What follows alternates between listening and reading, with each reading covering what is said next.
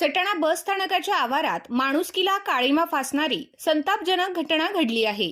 बस स्थानकासमोर उभ्या असलेल्या शालेय विद्यार्थिनींचे मोबाईलद्वारे चित्रीकरण करत असल्याचा घृणास्पद प्रकार एका विकृत व्यक्तीकडून सुरू असल्याचे स्थानिक नागरिकांच्या निदर्शनास येताच संतप्त नागरिकांनी त्याला रंगेहात पकडले। संबंधित व्यक्तीचा मोबाईल जप्त करून त्याला चोप देत पोलिसांच्या स्वाधीन केले। सार्वजनिक ठिकाणी अल्पवयीन विद्यार्थिनींच्या सुरक्षिततेला धोका निर्माण करणाऱ्या या प्रकारामुळे शहरात तीव्र संतापाची लाट उसळली आहे। ही गंभीर घटना समजताच नगराध्यक्ष हर्षदा पाटील यांनी तात्काळ सटाणा बस स्थानक गाठत विद्यार्थिनींकडून प्रत्यक्ष घडलेली खरी हकीकत जाणून घेतली। विद्यार्थिनींची आपबीती ऐकल्यानंतर त्यांनी सटाणा पोलीस ठाण्याचे पोलीस निरीक्षक योगेश पाटील यांची भेट घेऊन घटनेचे गांभीर्य अधोरेखित केले। यावेळी नगराध्यक्ष पाटील यांनी सटाणा बस स्थानकात कायमस्वरूपी स्वतंत्र पोलीस चौकीची तातडीने उभारणी करावी अशी ठाम मागणी केली। तोपर्यंत तात्पुरत्या स्वरूपात एक पुरुष व एक महिला पोलीस कर्मचाऱ्यांची नेमणूक करण्यात यावी, जेणेकरून महिलांमध्ये व विद्यार्थिनींमध्ये सुरक्षिततेची भावना निर्माण होईल, असे त्यांनी स्पष्ट केले। बस स्थानक परिसरात पोलीस कर्मचारी असतात, मात्र घृणास्पद प्रकार घडल्याने साध्या वेशातील महिला व पुरुष पोलीस पहारेकरी म्हणून बस स्थानक परिसरात नेमणूक करून महिलांच्या सुरक्षा व चोरीच्या घटनांना आळा बसण्यासाठी पोलीस आपले कर्तव्य कठोर बजावतील अशी खात्री पोलीस निरीक्षक योगेश पाटील यांनी दिली।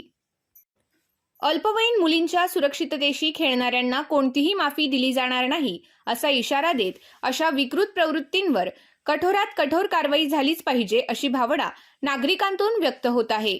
पोलिसांनी या प्रकरणी सखोल तपास करून आरोपीवर कठोर कायदेशीर कारवाई करावी, अन्यथा जनआक्रोश तीव्र होईल असा इशाराही महिला नगरसेविकांनी दिला।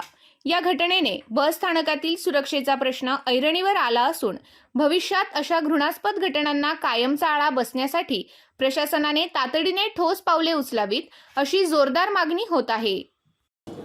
माझ्या सटाणा शहरातील ज्या शाळकरी मुली आहेत, ज्या ग्रामीण भागातून ये-जा करतात, त्या संबंधित मुली ह्या बस स्थानकावर थांबतात बसची वाट बघण्यासाठी।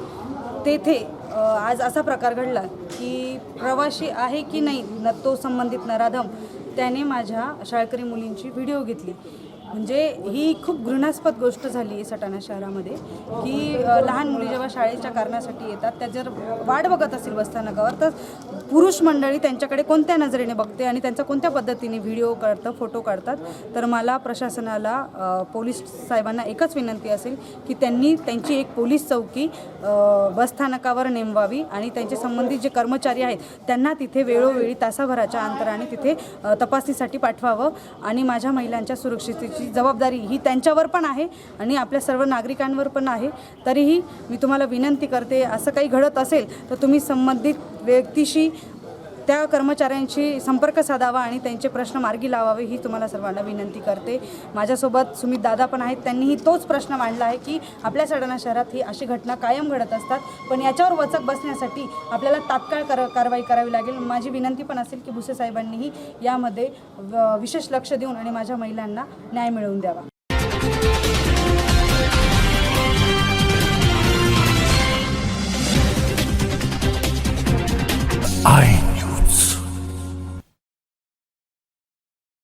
आपल्या आय न्यूज चॅनलला सबस्क्राईब करण्यासाठी बेल आयकॉनला क्लिक करा आणि बातम्या वाचण्यासाठी प्ले स्टोअरवरून आय न्यूज ॲप डाउनलोड करा।